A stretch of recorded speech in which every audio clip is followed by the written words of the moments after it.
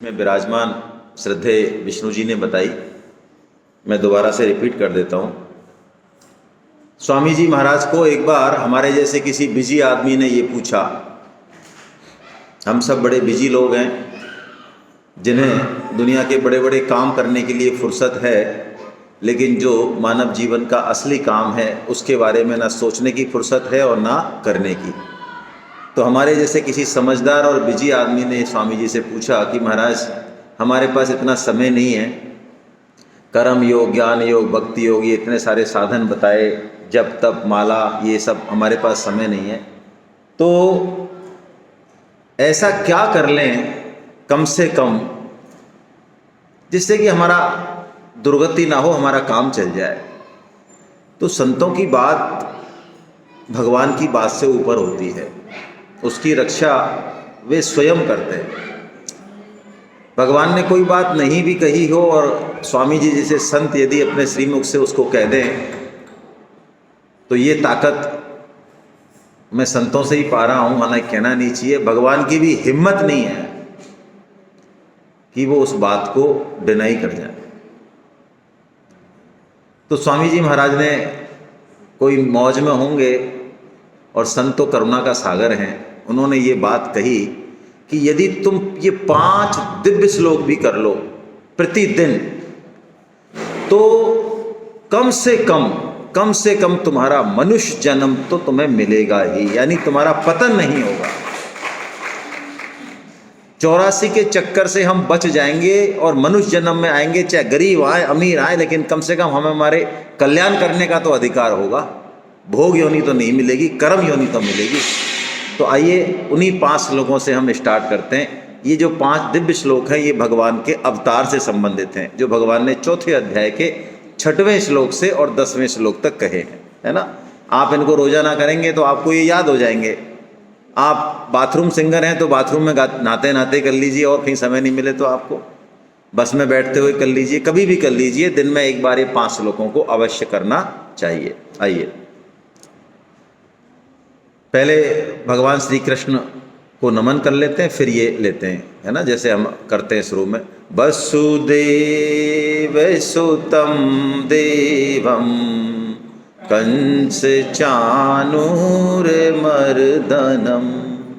देवकी परमानंदं कृष्णं वंदे जगद्गुरु अजोऽपि सन्नव्ययात्मा भूतानामीश्वरोऽपि सन् प्रकृतिं स्वामधिष्ठाय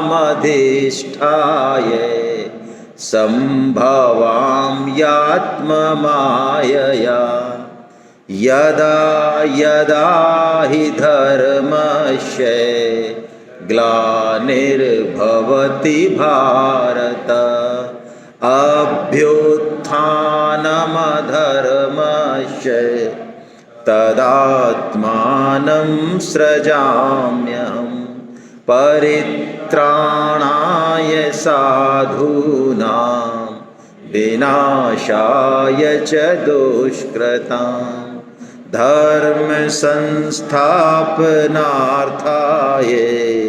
संभवामि युगे युगे जन्म कर्म च मे दिव्य मेवं यो वेत्ति तत्त्वता त्यक्त्वा देहं पुनर्जन्म नयति मामेति सोऽर्जुन वीतराग भय क्रोध मन्मया मामुपाश्रितः बहवो ज्ञान तपसा पूता मद्भावमागता वसुदेव सुतं देवं कंस चाणूरमर्दनं देवकी परमानंदं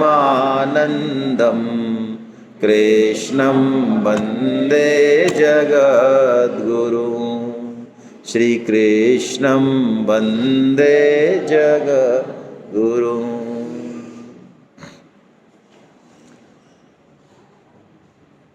भगवान श्री कृष्ण की वाणी अब अंतिम पड़ाव पे है और हम बड़े भाग्यशाली हैं कि हम अपने जीवन में कुछ समय भगवत चर्चा सुनने के लिए निकाल पा रहे हैं। भगवत गीता इतनी विलक्षण है कि परम श्रद्धेय स्वामी जी महाराज, जिनकी सांस सांस में भगवत गीता बसी हुई थी, जिन्होंने अपने जीवन का अधिकतम हिस्सा, जब वो 4 साल के थे तब तो उनकी माँ ने उनको संतों को दे दिया, उसके बाद उनके गुरुदेव ने जब उनको कहा किसी एक श्लोक को पढ़ने के लिए, याद करने के लिए, अभी हम लोग प्रश्न कर रहे थे कि अपने बच्चों को कैसे सुधारें, उसका एक जवाब तो अभी मैडम ने दिया कि हम बच्चों को भगवान से कैसे जोड़ें, इसके लिए नई नई युक्तियां सीखें। जैसे हम बिजनेस को कैसे आगे बढ़ाएं, ये हमारे दिमाग में चलता रहता है 24 घंटे। ऐसे ही जिस दिन हम भगवान को अपना और भगवान के काम को अपना मान लेंगे, हमें किसी से पूछने की जरूरत नहीं पड़ेगी कि हम कैसे आगे बढ़ें।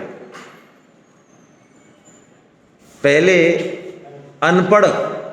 अनपढ़ माँ या दादी भी, उसमें इतनी बुद्धि होती थी, वो कहती ले बेटा जरा देख, मेरे को दिख नहीं रहा है, मेरा चश्मा नहीं मिल रहा है, मेरे को पढ़ना नहीं आता, जरा पढ़ना, ये मानस का जरा 4 दोहे पढ़ना।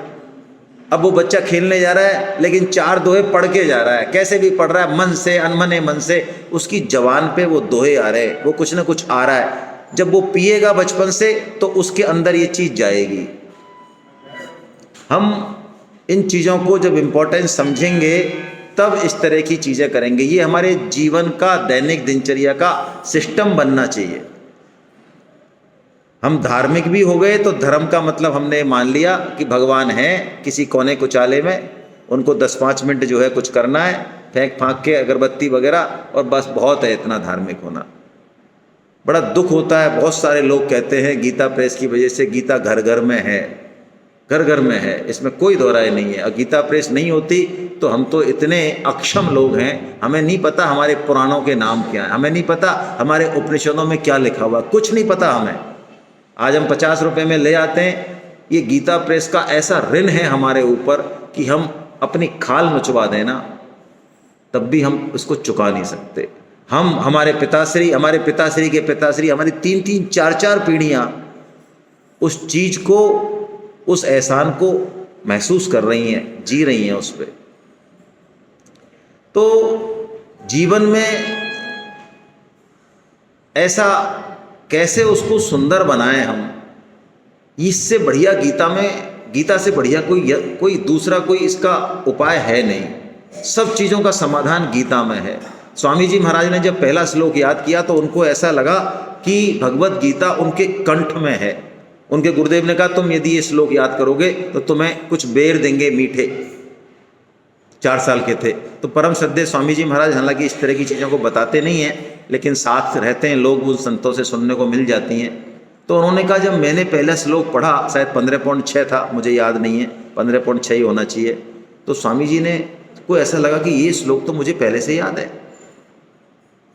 और जब उन्होंने बाकी श्लोकों को देखा तो उनको ये महसूस हुआ कि गीता तो उनके कंठ में पहले से ही है। ऐसे परम श्रद्धेय स्वामी जी महाराज, जो कि 90 साल से अधिक समय भगवत गीता पर बोले, जिन्होंने जिया गीता को, उन्होंने ये लिखा है। ये प्रबोधनी, साधक संजीवनी तो स्वामी जी ने लिखी है, उसके बाद उनका अंतिम जो ग्रंथ है वो प्रबोधनी है, जिसमें कि लेटेस्ट भाव है स्वामी जी के। लेकिन उसके बाद भी जो स्वामी जी का कहना था वो ये था कि आज भी जब मैं किसी श्लोक को देखता हूँ तो मेरे मन में एक हुक सी उठती है। उस श्लोक में इतने भाव दिखते हैं मुझे जो कि मैं अभी ना तो कह पाया ना बोल पाया। ये कौन कह रहे हैं? ये वो कह रहे हैं जो 90 साल जिन्होंने गीता पे लगातार बोला है, जिनके नाम पे चारों संप्रदायों में से कहीं भी आप नाम ले दें, स्वामी जी के नाम से चारों संप्रदाय कोई संत हैं तो वो श्रद्धा से हाथ जोड़ देते हैं। ये मैं अपने अनुभव के आधार पर कह रहा हूँ। हम लोग सेमिनार के सिलसिले में जाते हैं, जहाँ जाते हैं वहाँ के संतों के दर्शन करने का हमारा प्रयास रहता है कि वहाँ पे कोई भी जो संत हैं उनके दर्शन करें। तो हमें बड़ा आश्चर्य होता है, हमने किसी संत से नहीं सुनी ये बात, हमने खुद ने देखा है कि जब हम कहीं जाते हैं और हम वहाँ पे संत पूछते हैं, भाई कहाँ हो, क्या कर रहे हो? महाराज हम नैमिषारण्य में आए। क्या कर रहे हो? कुछ नहीं, बस गीता की सेमिनार कर रहे हैं 3 दिन की, आप पधारें। 2 आशीर्वचन बोले। अच्छा कैसे कर रहे हो? हम परम श्रद्धेय स्वामी जी महाराज हैं, उनके आधार पे, उनकी साधक संजीवनी के आधार पे। अच्छा, स्वामी रामसुखदास जी महाराज के आधार पे कर रहे हो? एकदम द्रवित हो जाते हैं, जबकि वो इनके संप्रदाय के नहीं है, वो किसी और संप्रदाय के ही हैं। द्रवित हो जाते हैं क्योंकि इतने निष्काम ऐसे संत बड़े दुर्लभ हैं और हम उनकी छत्र छाया हमें मिल रही है, ये बहुत बड़ी कृपा है। लेकिन उस कृपा को हम अनुभव कर पाएं तो हमारा जीवन परिवर्तित होगा। तो गीता इतनी विलक्षण है, स्वामी जी ने भी ऐसा कहा। भगवान श्री कृष्ण अब 18वें अध्याय में संपूर्ण गीता को बिल्कुल अलग तरीके से कहेंगे। पूरी गीता को रिपीट नहीं कर रहे हैं, गीता में रिपीटेशन नहीं है। इसको कहते हैं शास्त्र की भाषा में प्रकारांतर तरीके से। प्रकारांतर मतलब पहले यदि मान लो शॉर्ट में कहा, संक्षिप्त कहा, तो अब भगवान विस्तार कर देंगे। जिस कर्म योग को भगवान ने अब तक कहा, जिस सांख्य योग को भगवान ने अब तक कहा, बिल्कुल अलग तरीके से उसी तत्व को कहेंगे। ये गीता की शैली है। जिसको 6 अध्यायों में कहा उसको 1 श्लोक में कह दें, जिसको पूरे अध्याय में समझाया उसको 1 श्लोक में कह दें। ऐसा ये 18वां अध्याय है। चैतन्य महाप्रभु जो कि राधा अवतार हैं, श्री कृष्ण के ही अवतार हैं, उन्होंने 18वें अध्याय को बड़ा रहस्यमयी कहा। बहुत रहस्यमयी अध्याय है ये, और इसको कलशो अध्याय भी कहा गीता का। हमारी कल बात हुई थी, दूसरा अध्याय गीता की नींव है, हमारी बात हुई थी। तो 18वां अध्याय गीता का कलश है, गीता रूपी मंदिर का। हमारे यहाँ शास्त्रों में ये प्रावधान है, पहले पैदल मंदिर के दर्शन करते थे लोग, महीनों चलते थे, तो पता चलता था कि मंदिर क्या होता है और मंदिर में विराजमान ठाकुर जी क्या होते हैं। आजकल सोशल मीडिया का ज़माना है, किसी भी इंडिया के मंदिर के दर्शन कर लो तो वो फील नहीं आता, वो बात आती नहीं हृदय में। क्यों? जो चीज़ जितनी आसानी से मिलेगी ना, उसकी कदर नहीं रहती हमारे दिमाग में। तो पहले जब लोग पैदल चलते थे तो शास्त्रों ने ये प्रावधान किया कि दूर से भी बहुत भीड़ है, आप 2 किलोमीटर से 1 किलोमीटर से भी यदि आपको मंदिर का कलश या ध्वजा के दर्शन हो गए तो आप साष्टांग दंडवत कर लें, प्रणाम कर लें, आपको विग्रह दर्शन का ही फल मिल जाएगा। ये शास्त्र प्रावधान है।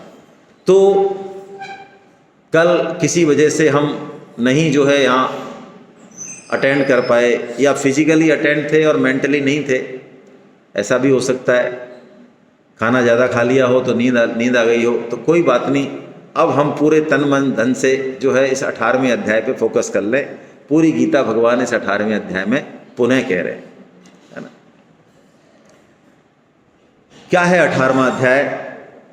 सबसे पहले इसमें ये शुरू होता है अर्जुन के प्रश्न से, और ये अर्जुन का अंतिम प्रश्न है गीता में। इसके बाद अर्जुन अब कोई प्रश्न पूछने वाले नहीं है। एक संकेत है यहाँ, हम जीवन भर अध्यात्म के क्षेत्र में आने के बाद जीवन भर प्रश्न ही पूछते रहते हैं। कई बार प्रश्न पूछना अच्छी बात है, जिज्ञासा करनी चाहिए, बिना जिज्ञासा के आगे हम बढ़ेंगे नहीं। लेकिन प्रश्न हृदय से पैदा हो तो बात कुछ अलग होती है। हृदय से पैदा होने का मतलब, यदि गीता में भगवान श्री कृष्ण कोई बात कहते हैं और यदि आप उसको अप्लाई करना चाहते हैं, हृदय में आपके बात आ गई कि नहीं मुझे ये बात बहुत अच्छी लगी और मैं इसको करूँगा या करूँगी, लेकिन इसके करने में तो ये समस्या आएगी, तब जो प्रश्न आएगा आपके दिमाग में, वो प्रश्न का उत्तर आपको जैसे ही मिलेगा आपकी लाइफ टर्न होगी। और हमें भी प्रश्न के पूछने से और प्रश्न के तरीके से पता लग जाता है कि ये प्रश्न हृदय से है या ये प्रश्न बुद्धि से है। बुद्धि के प्रश्न ठीक है, शुरू में हो सकते हैं, लेकिन हमेशा हमें बौद्धिक उस पर नहीं चलना चाहिए, कुछ करने के हिसाब से पूछें। अर्जुन अब बिल्कुल अंत में, भगवान जब सब कुछ बता चुके, तो अर्जुन अंतिम प्रश्न पूछते हैं भगवान से। क्या पूछते हैं? हे प्रभु, मुझे आप त्याग और संन्यास का तत्व बताइए। और 2 संबोधन भगवान को देते हैं, केसी निषूदन देते हैं। केसी नाम का एक दैत्य था जिसको कि भगवान श्री कृष्ण ने वध किया था, घोड़े के रूप में आया था। आप श्रीमद् भागवतम यदि कथा सुनते हैं तो भगवान ने अपना हाथ उसके गले में डाल दिया था, एकदम गरम गरम हाथ, वो बिल्कुल परेशान हो गया। तो केसी निषूदन कह के मानो अर्जुन हमारी सबकी तरफ से ये प्रार्थना कर रहे हैं कि हमारे जीवन में जितनी भी विपदाएं हैं, दुख हैं, तनाव हैं, भय हैं, इन सबका आप निषूदन, मतलब इन सबको खत्म कर दें आप। अब ये गीता रूपी अमृत हमें मिल गया है, अब ये सब चीज़ें हमारे जीवन से जानी चाहिए। गीता हम पढ़ रहे हैं, समझ रहे हैं, तो हमारे जीवन से, हमारी बोलचाल से, हमारे बिहेव से, हमारी रहनी करनी से वो चीज़ दिखनी चाहिए, वो व्यवहार में आना चाहिए। हम गीता के साधक हैं। उसके बाद आप ध्यान रखिएगा, आपके ऊपर समाज की, घर परिवार की नज़र बहुत तेज हो जाएगी। यदि आप गीता पढ़ के भी और छोटी मोटी हरकतें करेंगे घर में, तो लोग आपके यही कहेंगे, अरे तू क्या खा गया, गीता पढ़ती है या पढ़ता है? दिन भर तो तू गीता सुनती है, सुनता है, और तेरा बिहेव तो ये है। लोग आपको एग्जामाइन करेंगे, लोग आपको पॉइंटिंग करेंगे। इसलिए हमें गीता को जीना है। जीने के लिए पढ़ना जरूरी है, लेकिन सिर्फ पढ़ें ही नहीं। तो केसी निषूदन कह के भगवान से प्रार्थना कर रहे हैं, और ऋषिकेश कह रहे हैं। ऋषिकेश मतलब गीता की यात्रा बहुत अंत तक, बहुत चरम तक जाएगी, जैसा कि इसका नाम है मोक्ष संन्यास योग। इस 18वें अध्याय का नाम है, भगवान वेदव्यास जी ने रखा, मोक्ष संन्यास योग। इसका एक संकेत ये भी है, मोक्ष या मुक्ति वेदांत का अंतिम लक्ष्य है। वेदांत और ज्ञान का अंतिम लक्ष्य है मुक्ति। लेकिन देखिए, गीता मुक्ति को कोई बहुत ज़्यादा बड़ी चीज़ नहीं मानती। और यदि आप श्रीमद् भागवतम का आश्रय लें, तो श्रीमद् भागवतम में 5 तरह की मुक्तियों का वर्णन है। गीता में तो एक ही मुक्ति है, श्रीमद् भागवतम में 5 तरह की मुक्ति हैं। आप में से किसी कोई जानता हो तो बताए। सालोक्य, साष्टी, सायुज्य, सामीप्य, सारूप्य, 5 तरह की मुक्ति होती है। और भगवान के जो भक्त होते हैं ना, वो मुक्ति को श्राप समझते हैं, वो मुक्ति नहीं चाहते। दीयमानम न गृह्णन्ति बिना मत से वनम जना, श्रीमद् भागवतम में शुकदेव जी कहते हैं। वो भगवान के साथ खेलना चाहते हैं, वो भगवान का प्रेम चाहते हैं, वो भगवान के साथ जन्म लेना चाहते हैं, वो काम करना चाहते हैं जिससे भगवान को प्रेम सुख मिले। जैसे यदि आप किसी से वास्तविक प्रेम करें, किसी में भी हो सकता है, वो किसी रिश्ते में भी हो सकता है, भाई भाई में हो सकता है, बहन में हो सकता है, सास बहू में भी हो सकता है, बेटे और बाप में भी हो सकता है, माँ बेटे, किसी में भी हो सकता है। निष्काम प्रेम में कोई बंधन नहीं है। यदि वास्तव में कोई निष्काम प्रेम आपके हृदय में अंकुरित है किसी के प्रति, तो आप महसूस करेंगे कि उस प्रेम का अंकुरण होते ही आप कुछ अलग हो जाते हैं। आप वो नहीं रहते जो अभी हैं। क्या हो जाते हैं?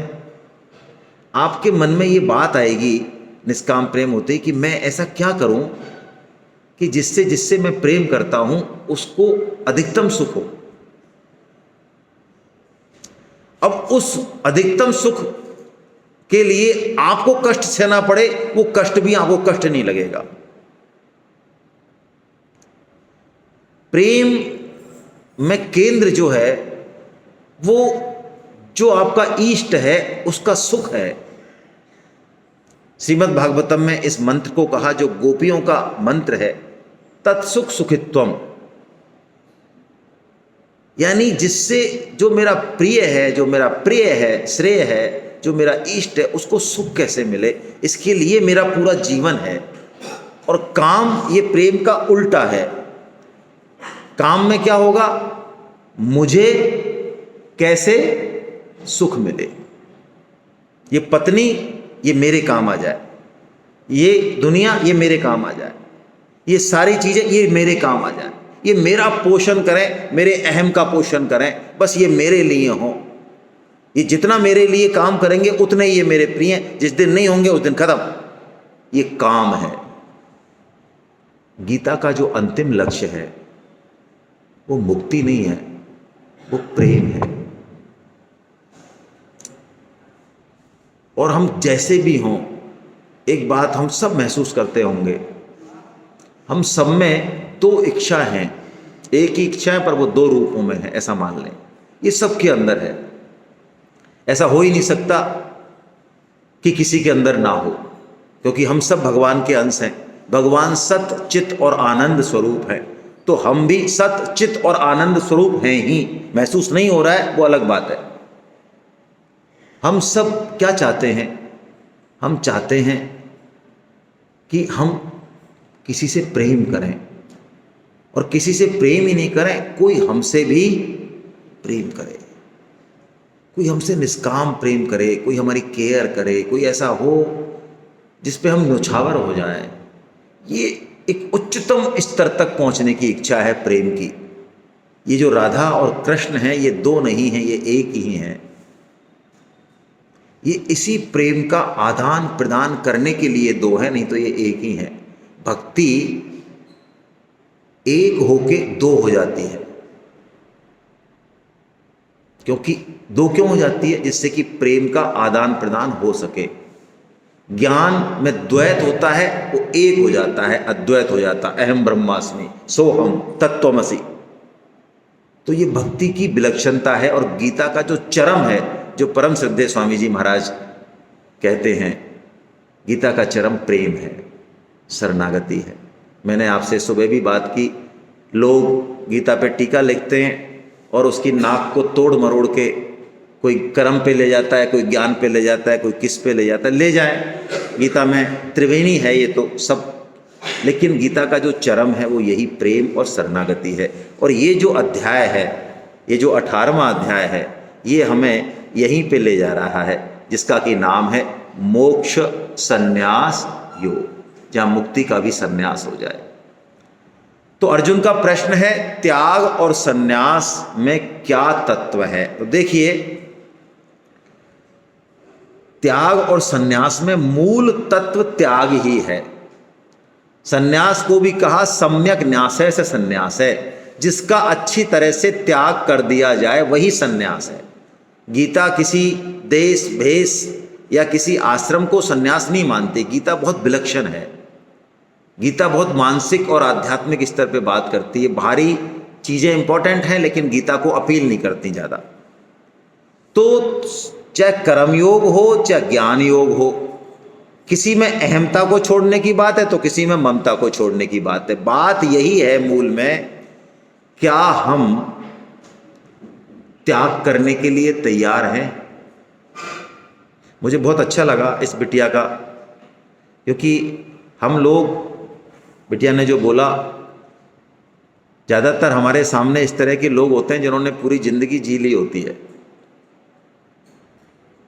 और उनके मताग्रह बहुत प्रबल हो चुके होते हैं। यूथ बहुत कम होता है। गीता की ज़रूरत आज यूथ को बहुत ज़्यादा है, लेकिन आज कुछ इस तरह का माइंडसेट हो गया यूथ का, उसको यदि कोई चीज़ हटाने के लिए कह दो ना उसकी, तो वो ऐसा समझता जैसे मान लो मैं तो बिल्कुल ख़त्म हो गया, कुछ नहीं बचा। जैसे कह दो कि भाई तुम 3 घंटे मोबाइल को हाथ नहीं लगाओगे, या तुम ऐसा है, ये तुम सुबह तुम घूमने जाते हो, तुम नहीं चला सकते, तुम्हें पैदल जाना है, तो कोई चीज़ उनसे त्याग के लिए कहो जो कि ज़रूरी है जीवन के लिए, तो वो समझते हैं कि बिल्कुल ख़त्म हो गए मान लो हम तो। जीवन में त्याग के बिना, तप के बिना हमारा जीवन ऊंचा नहीं होगा, ये पक्की बात है। आज किस्मत से त्याग और तपस्या हमारे जीवन से चली गई, भोग संस्कृति ज़्यादा आ गई। मैं आपको एक बात पूछता हूँ, हम सब यहाँ 70 साल के भी बैठे हैं और बच्चे भी बैठे हैं, सबको माँ बहुत प्यारी लगती है। माँ 80 साल का भी आदमी होगा ना, उसको भी माँ कह दो तब वो एकदम से माया है। उसको अपनी माँ की याद आ जाएगी। 80 साल का है, क्यों भाई?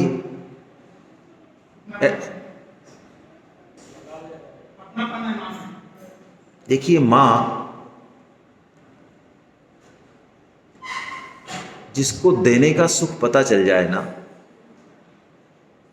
फिर वो लेने के सुख से ऊपर उठ जाता है। जब तक हमको लेने का ही सुख पता है, तब तक हम त्याग करने वाले को, देने वाले को बेवकूफ़ समझ सकते हैं। हम समझ सकते हैं अरे क्या है, क्या बस ही दूसरों की सेवा करता रहता है, अपनी सारी चीज़ें घुमाता रहता है, क्या लेना देना है। माँ, उसका पूरा जीवन त्यागमय है। बच्चे के लिए सब कुछ त्याग देगी। गीले में सो जाएगी। गीले में कोई सोया आप में से? नहीं सोया तो आपको पता नहीं चलेगा फिर कि गीले में सोना कितना टफ है। जब तक भोगेंगे नहीं, जब तक कोई पता भी नहीं चलता है। कभी बिस्तर गीला हो और उस पर सोना, तो पता चलेगा कि गीले में सोना कितना पेनफुल है। लेकिन माँ बड़ी सहजता से खुद गीले में सो के और बच्चे को सूखे में सुला देती है। ये उदाहरण था पहले का। आजकल तो मामला अलग है। आजकल तो माँ को भी गीले में सोने में दिक्कत है ना। तो मेरा जो उद्देश्य है बताने का वो ये है कि पहले घर में कम संसाधनों में भी जो रस था, घरों में एक प्रेम था। आज बात करें हम पुराने लोगों से तो वो कहेंगे यार हमारे टाइम पे बड़ा आनंद था, घर में बड़ा रस था, 10-15 लोग बैठते थे, गपशप करते थे, बातें करते थे, बड़ा रस था। आज 5 लोग हैं घर में, लेकिन मजाल है जो कभी एक साथ बैठ जाएं। सब VIP हैं एक से एक। तो क्या संसाधन कम है क्या? पैसा कम है क्या? पदार्थ कम है क्या? तो रस क्यों नहीं है भाई? रस कहां गया?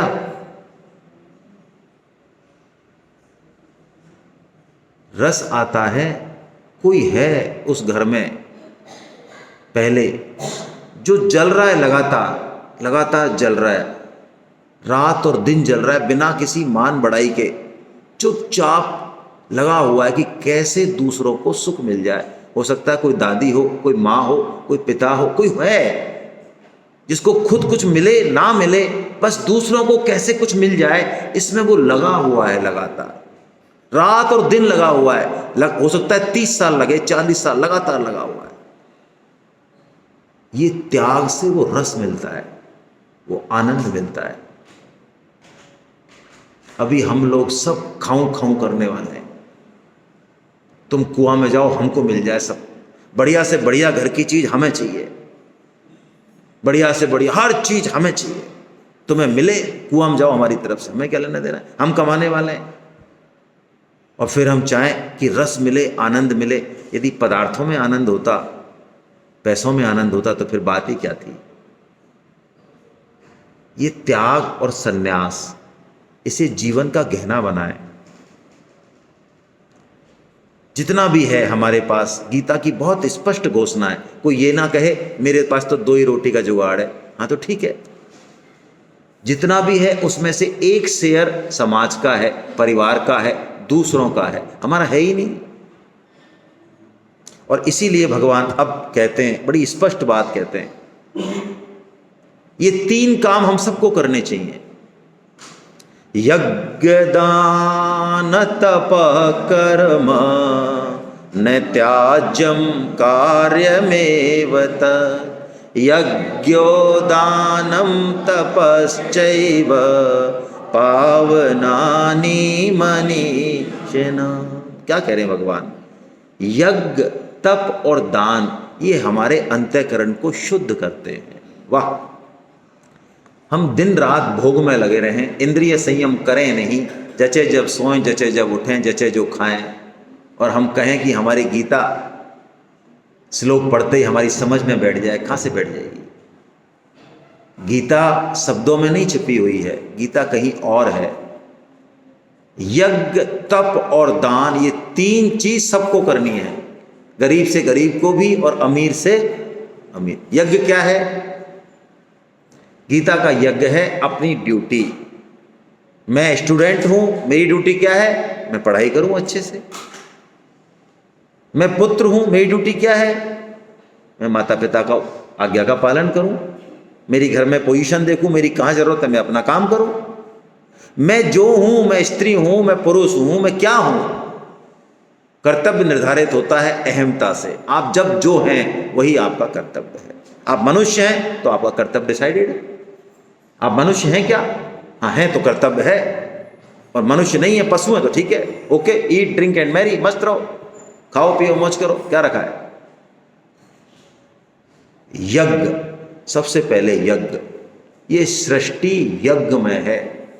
एक मनुष्य नाम के जानवर के अलावा कोई भी सृष्टि में खुद के पेट के लिए नहीं मरता, सब दूसरों के लिए है।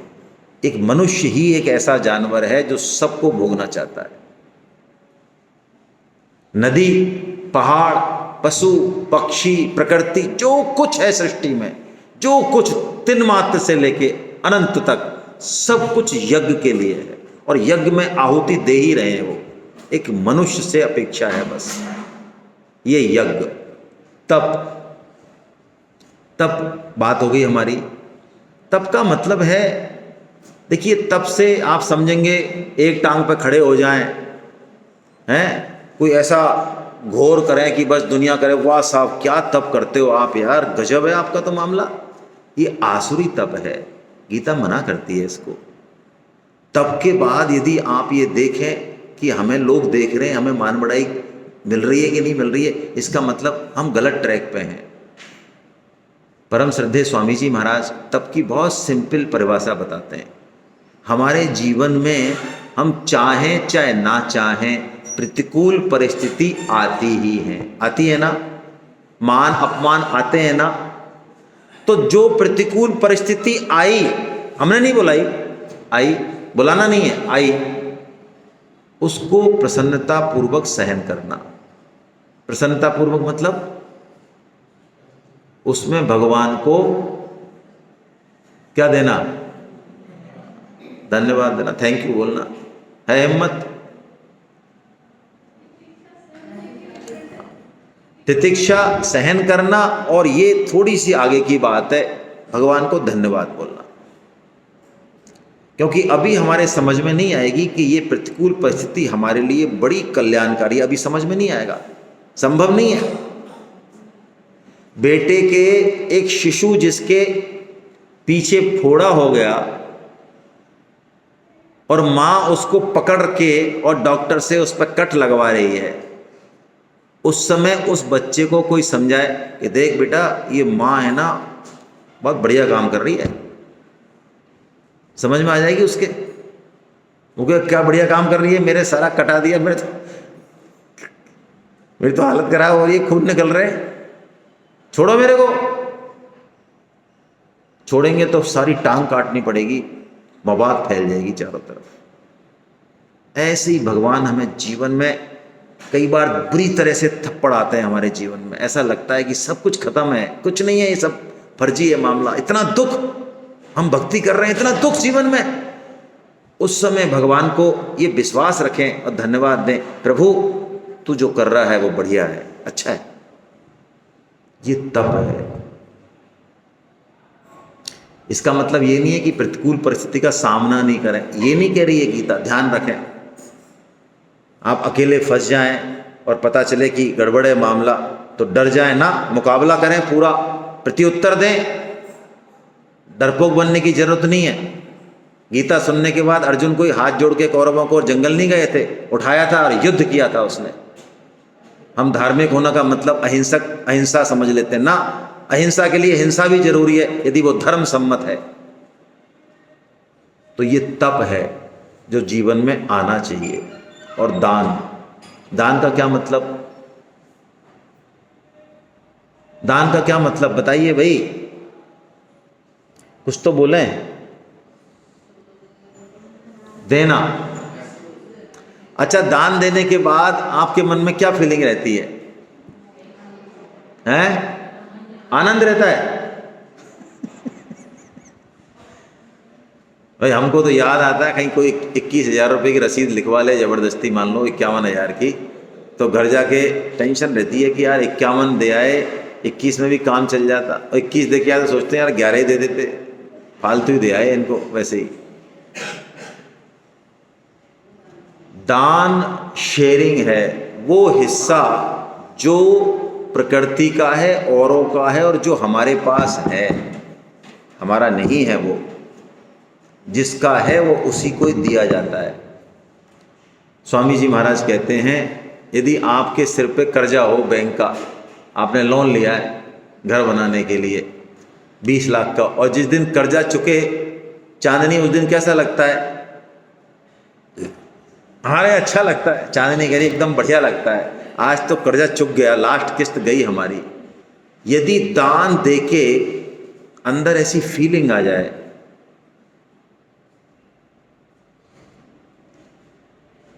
बहुत बढ़िया, आज हम उऋण हो गए, जिसका था वो ले गया, वरना पता नहीं कितने जन्म भुगतने पड़ते।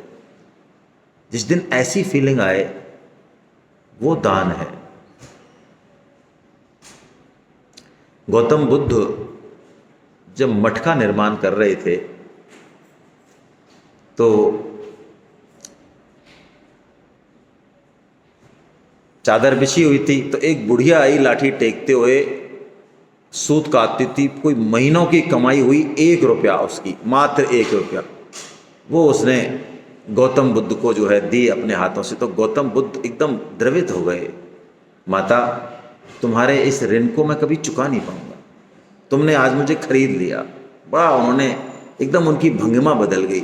और एक सेठ जी बैठे थे, उन्होंने उस समय 1 लाख रुपए दिए मठ के, 1 लाख, और वो बैठे थे, बुद्ध ने कुछ नहीं कहा, ना देखा ना कुछ कहा। तो जैसे ही 1 रुपये पे बुद्ध ने ये रिएक्शन दिया तो सेठ जी महाराज ने कहा भाई हमने 1 लाख दिए, आपने गिने नहीं है क्या? कि हाँ हमने गिने हैं, हमने 1 लाख दिए, आपने कुछ नहीं कहा, और ये 1 रुपये पे आप इतना ऊपर नीचे हो रहे हो। तो बुद्ध ने कहा तुम्हारे पास शायद 100 लाख होंगे, तब जाके तुमने 1 दिया है, इसके पास मात्र 1 ही रुपया है, अब कुछ बचा नहीं इसके पास, इसने अपना सर्वस्व दे दिया, इसका और तुम्हारा कोई मुकाबला नहीं हो सकता। ये दान है।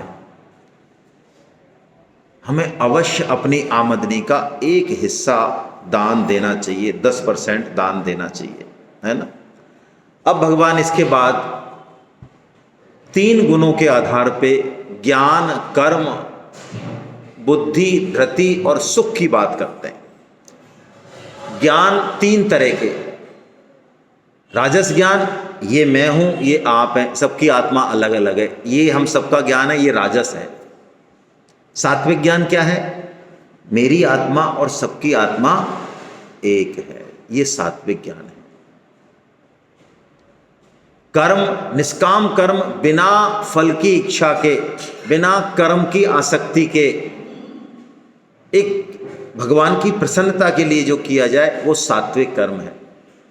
बुद्धि, जो हमको अपने लक्ष्य की तरफ पहुंचा दे, जो जानती हो क्या करना चाहिए क्या नहीं करना चाहिए, ये सात्विकी बुद्धि है।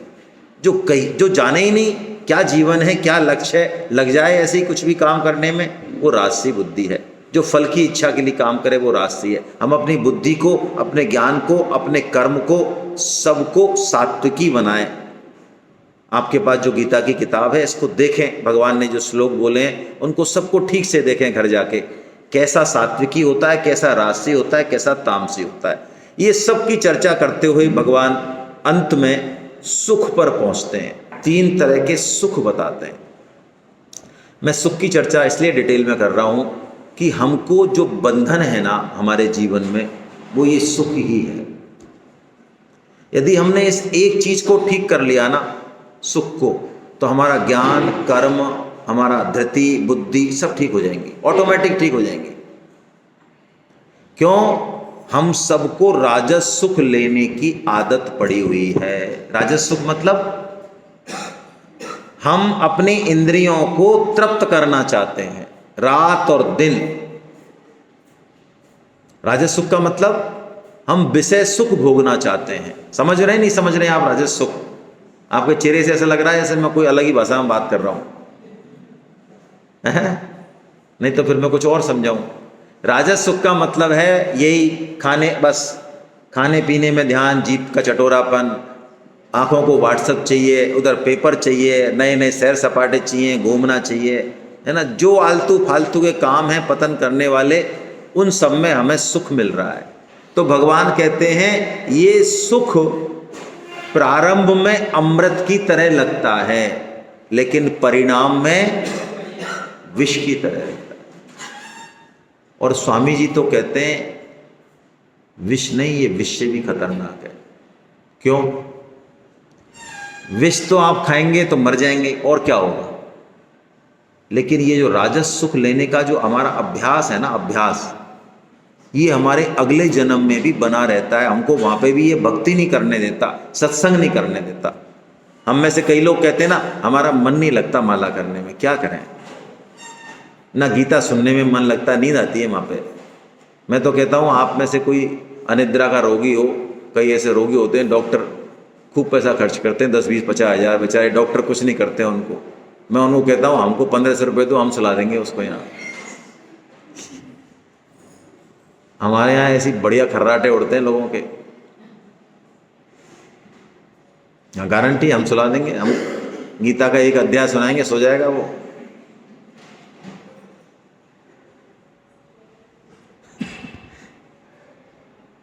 तो यदि हमें गीता सुनते हुए, सत्संग करते हुए नींद आ रही है, इसका मतलब हमारे अंदर तामस और राजस गुण की प्रधानता है।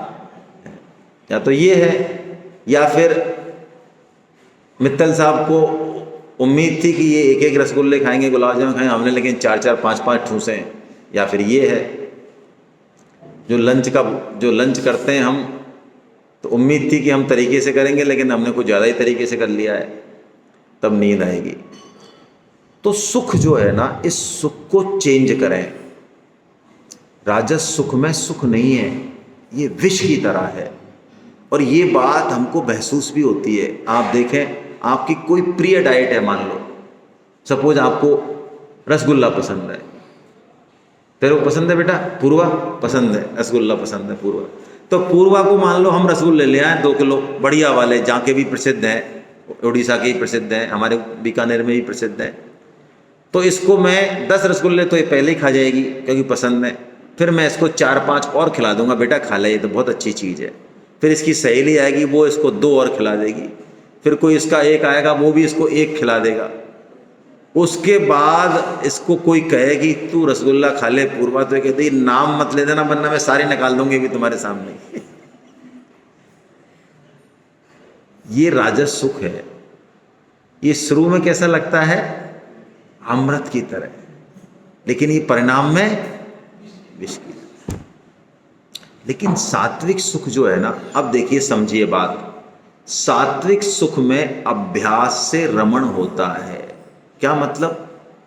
शुरू में हमें गीता हो सकता है अच्छी ना लगे, लेकिन यदि हम पढ़ेंगे, लगातार सत्संग करेंगे, स्वामी जी को सुनेंगे, तो कुछ समय तो लगेगा, लेकिन एक समय आएगा कि हमें उसमें रस आने लग जाएगा। और जब जिस दिन वो रस आने लग जाए, अब आप समझ लो बहुत बड़ी जीत हो गई। अब यात्रा बहुत आसान है, अब वो रस बढ़ेगा, दिनों दिन बढ़ेगा वो। बस जब तक वो रस नहीं आए तब तक ही लड़ाई है, तब तक ही अपने आप को संयम में रखना है, संग को ठीक रखना है। जिस दिन वो आ गया बस काम खत्म। अभ्यासात रमते, तो सात्विक सुख बढ़ाना चालू करें जीवन में। राजस सुख बढ़ाएंगे तो पतन होगा होगा होगा, ऐसा भगवान ने कहा। ऐसा कह के भगवान जो है अर्जुन को एक बात और कहते हैं कि अर्जुन तू मेरा आश्रय ले, मैं तुझे सब बाधाओं से पार कर दूंगा, लेकिन तू अहंकार का आश्रय लेगा तो तेरा पतन हो जाएगा। ऐसा कह के भगवान गीता को पूर्ण कर देते हैं। यहाँ इति शब्द आता है तो इसका मतलब गीता पूर्ण है। इतीत ज्ञानम आख्यातम गुह्यात गुह्यतरम मया, भगवान कहते हैं मैंने सब कुछ तुझे बता दिया जो भी बताना था, है ना। अब तू इस पर अच्छे से विचार कर और यथेच्छसी तथा कुरु, तेरी जचे जो कर, ऐसा भगवान ने कहा। क्या हो गया? कुछ बात है? यथेक्षसी तथा कुरु, ऐसा भगवान ने कह दिया। देखिए, जैसा कि हम शुरू में बात कर चुके कल, अर्जुन है। किस मायने में अर्जुन है? कुछ भी हो जाए, अर्जुन भगवान का आश्रय नहीं छोड़ते। यदि अर्जुन ऐसे नहीं होते तो सोचो, एक तरफ एक अक्षौणी सेना थी और एक तरफ कृष्ण थे, वो भी निहत थे, तो क्या अर्जुन उनको चुन लेते? आप सोचें, महाभारत युद्ध तो बाद में हुआ है, गीता तो बाद में सुनाई है भगवान ने। महाभारत युद्ध का निर्णय तो पहले ही हो गया। कब हो गया? जिस दिन अर्जुन ने कृष्ण का चुनाव किया, उस दिन महाभारत का निर्णय खत्म। बाद में तो एक पिक्चर चली है, बस चल गई।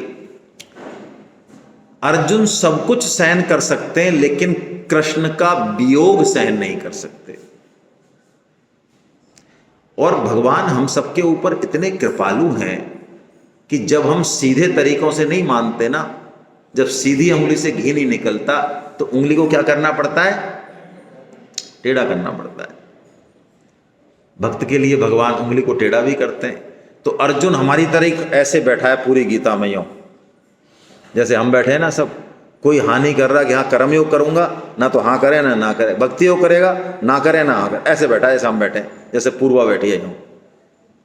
तो भगवान ने कहा ये ऐसे मानने वाला नहीं है।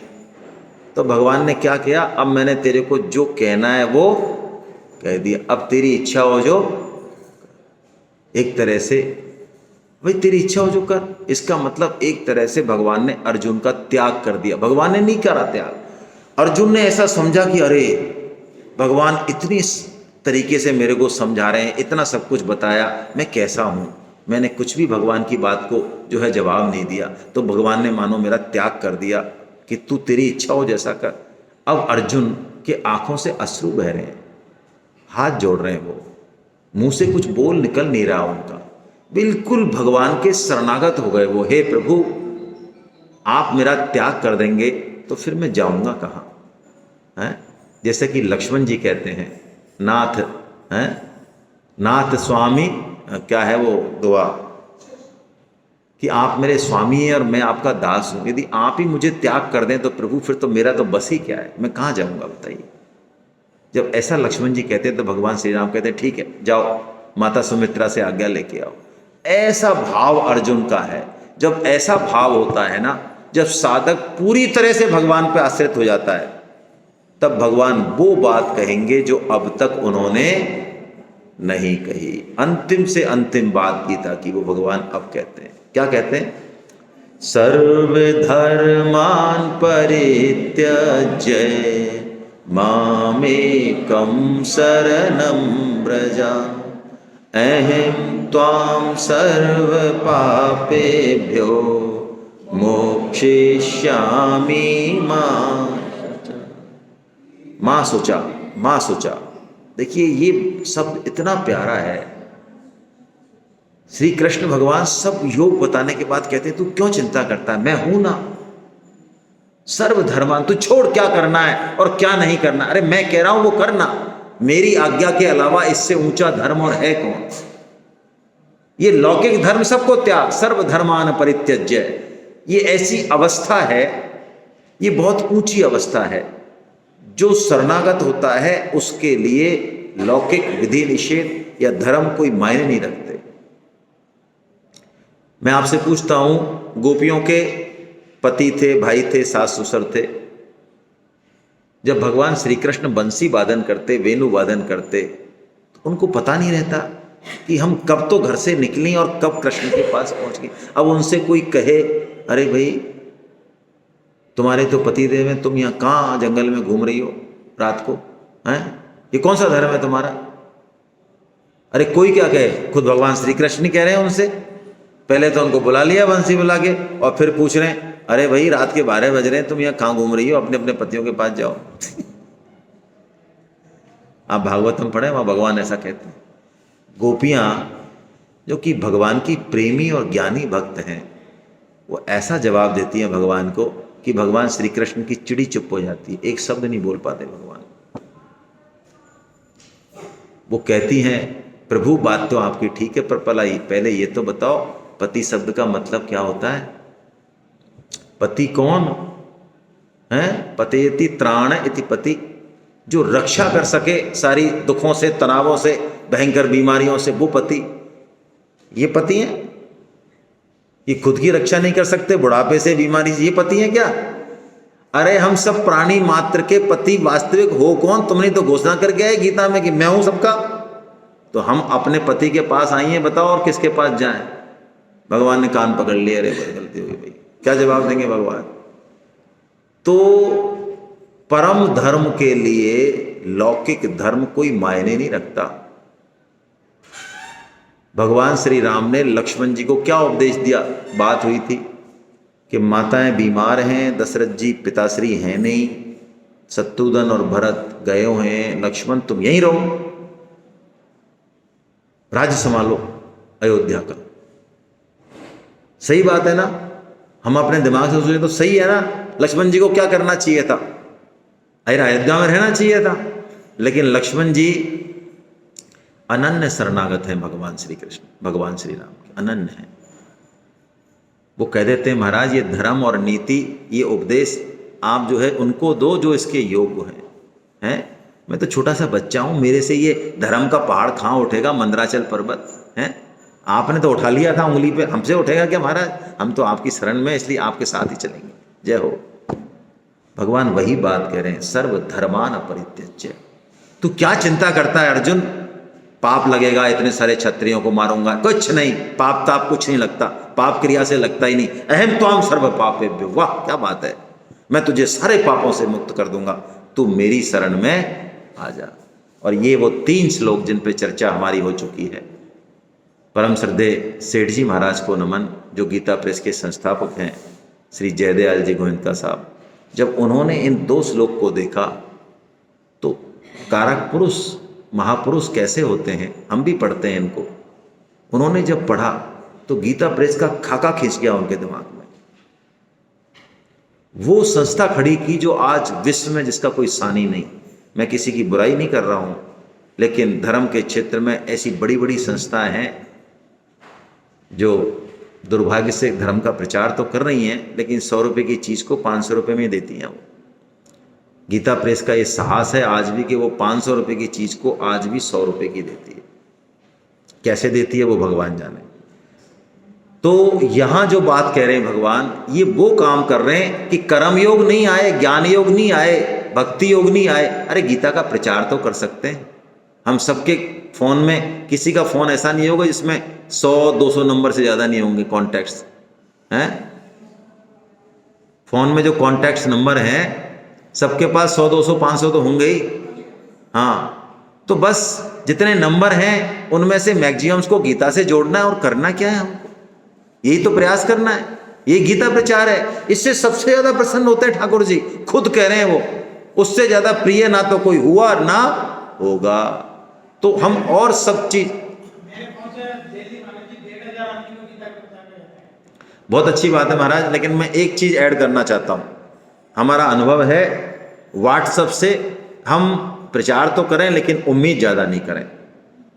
मैं आपको निवेदन करता हूँ, लोग व्हाट्सएप से दुर्गुण तो सीख लेंगे, मज़े ले लेंगे, चटपटी चीज़ें सीख लेंगे, लेकिन आप सेमिनार का मैसेज भेजें कि आपको 3 दिन की गीता सेमिनार है जिसमें खर्चा तो 5000 होगा, लेकिन हम आपको 1500 रुपये में बढ़िया खिलाएंगे, बढ़िया किताब देंगे और आपको गीता सुनाएंगे 3 दिन। तो आप 1500 को मैसेज भेजेंगे तो भी बहुत मुश्किल है कि आपके पास 1-2 फोन आए।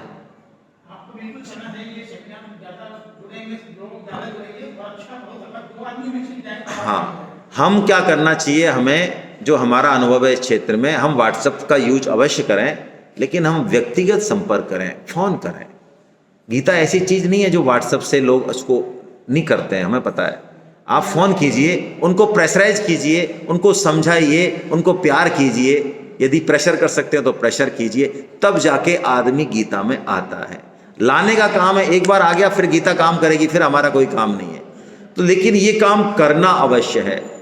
लोग कहते हैं, मुझे कुछ लोग कह रहे कि साहब जब सेमिनार होती है तो हमारे भाव बड़े उच्च होते हैं, उसके बाद हमारा मन थोड़ा वैसा हो जाता है।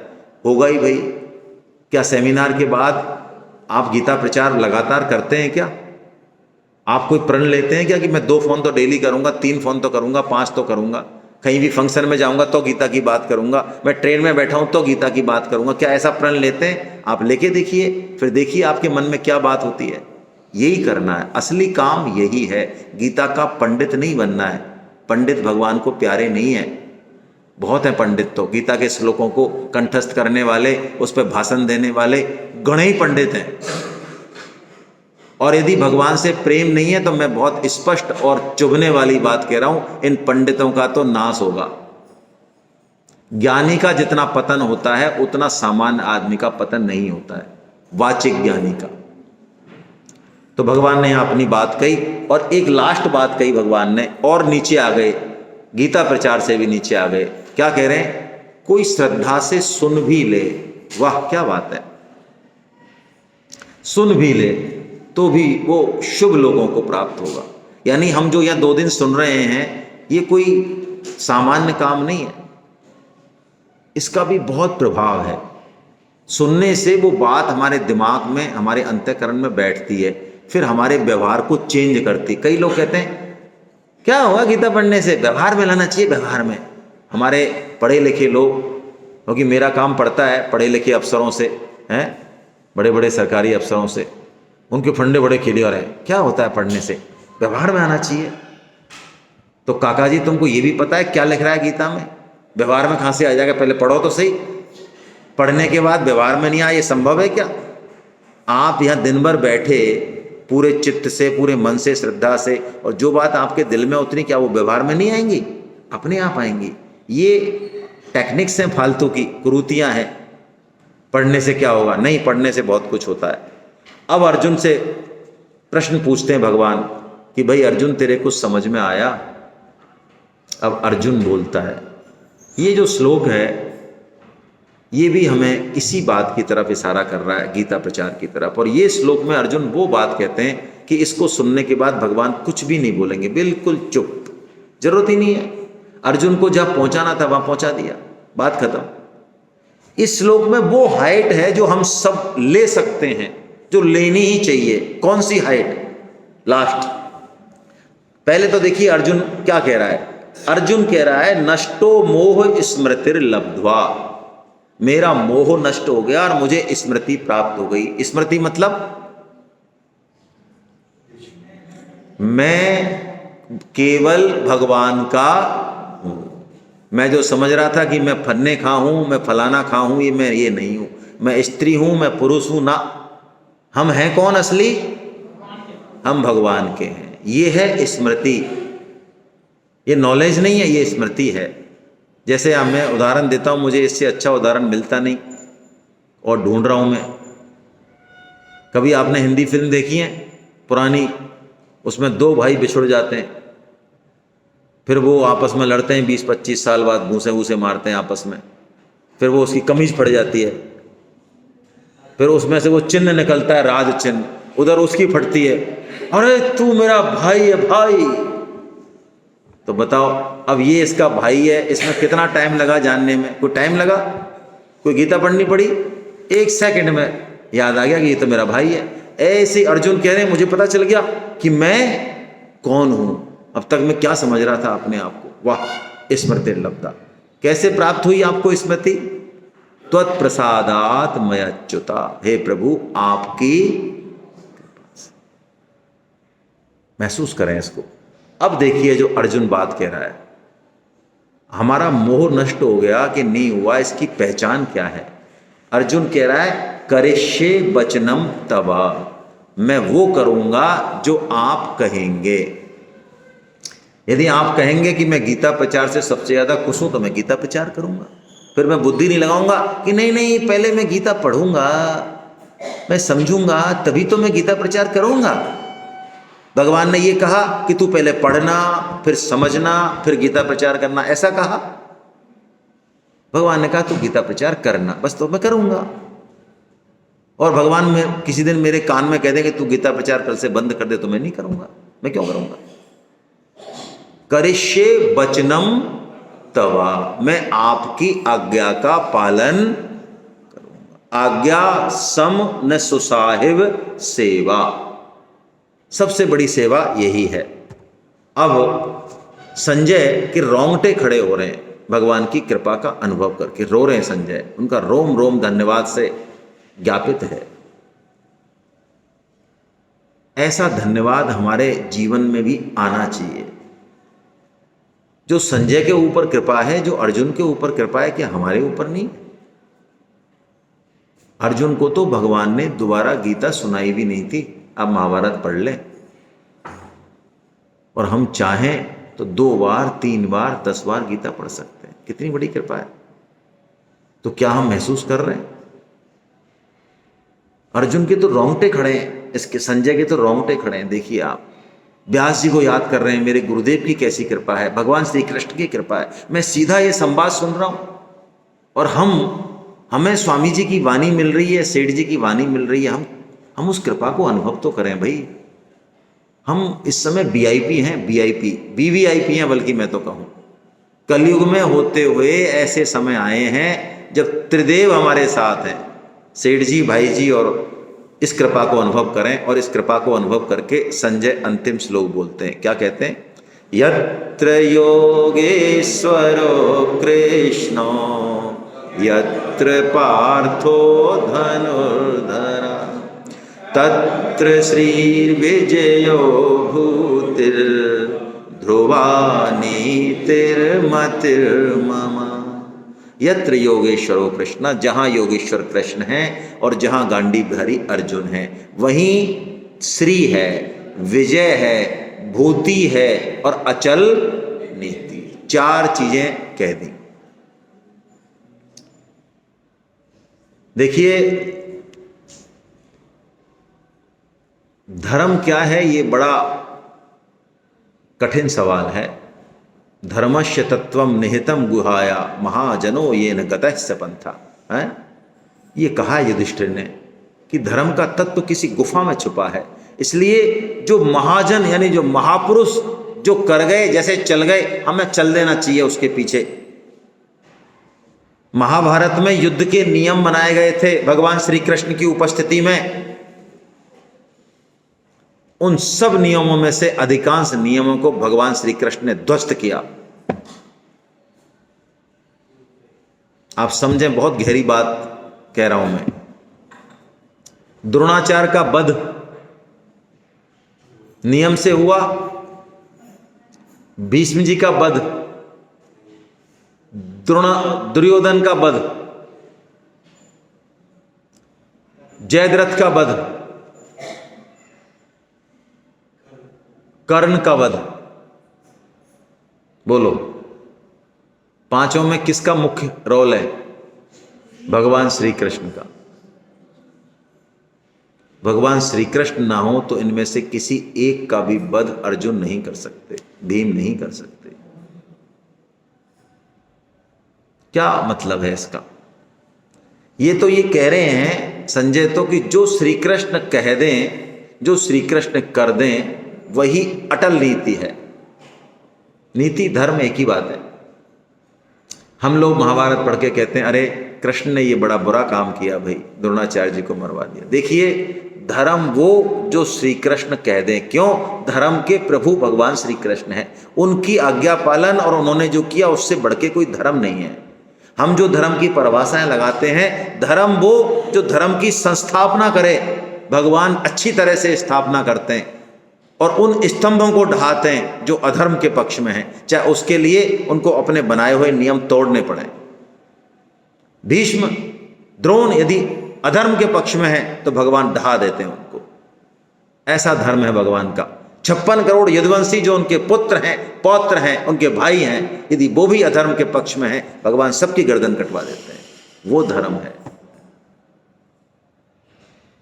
ये धर्म बहुत कठोर होता है। भगवान श्री राम उसी राजधर्म के लिए अपनी प्राण प्रिया पत्नी सीता का त्याग कर देते हैं। धर्म हमारी तरह पाप पुण्य पर और छोटी मोटी परिभाषाओं पे नहीं चलता। धर्म के मायने बहुत गहरे हैं और भगवान श्री कृष्ण ने उसी धर्म को जी के दिखाया है। इसीलिए संजय कह रहे हैं जहां भगवान श्री कृष्ण है और जहां अर्जुन है वहीं धर्म है, वहीं श्री है, वहीं विजय है, वहीं भूति है और वहीं अटल रीति है। हम अपने जीवन के केंद्र में भगवान श्री कृष्ण को बिठाएं तो भगवान आज भी हमारे इस रथ की बागडोर, मन बुद्धि की बागडोर खींचने के लिए तैयार खड़े हैं। ऐसा नहीं माना कि वो अर्जुन के ही सारथी हैं, ना ना ना।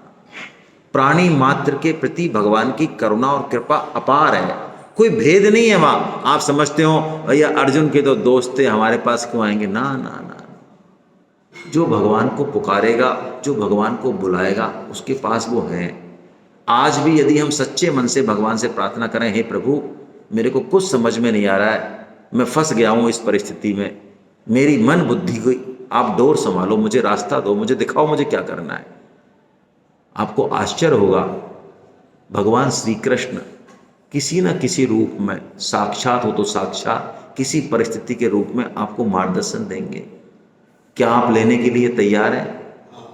हाँ, हैं तो वो तो तैयार बैठे ही हैं, वो तो इंतजार ही कर रहे हैं, कोई ले तो सही, कोई मांगे तो सही मुझसे। बस ये संजय का अंतिम वाक्य है, हम भगवान श्री कृष्ण को अपने जीवन में उतारें, है ना। आइए हम स्वामी जी को याद करें, उनके महामंत्र को याद करें। हे नाथ, हे मेरे नाथ, मैं आपकी शरण में हूँ, आप कृपा करें, मैं आपको भूलूं नहीं। नारायण नारायण नारायण नारायण। आप सबका